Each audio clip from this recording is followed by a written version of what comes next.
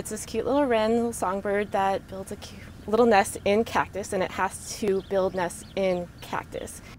That cute little bird was almost driven out of San Diego by a terrible fire, but now it's making a comeback. That's right. Our 10 News reporter Jeff Lasky visited the San Diego Zoo Safari Park, where years of efforts to save the cactus wren are finally paying off. We're deep in the backcountry above the safari park with conservation specialist Krista Ford. There's definitely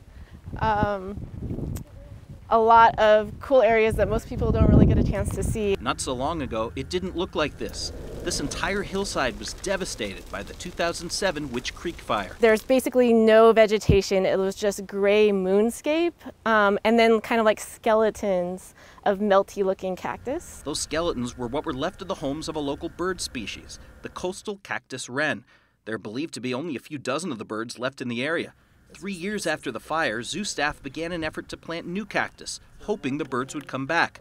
Volunteers from kids to retirees helped out, and since it's cactus, they did it very carefully. If you look very closely around like the base of the big needles, there's a bunch of little tiny needles, and those are the ones that you'll find days, weeks later still in your skin. It's been 8 years since this cactus was planted. So why did it take so long? The cactus had to grow tall enough for the birds to want to move in.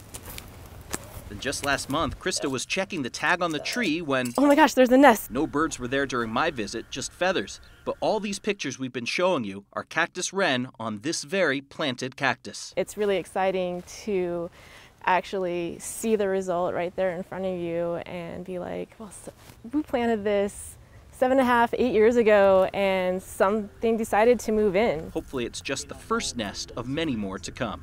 At the safari park, Jeff Lasky, 10 News. And Jeff says as part of the project, they also planted cactus just a few miles away at Lake Hodges, and there are also small populations of cactus wren living in El Cajon and Otay Mesa.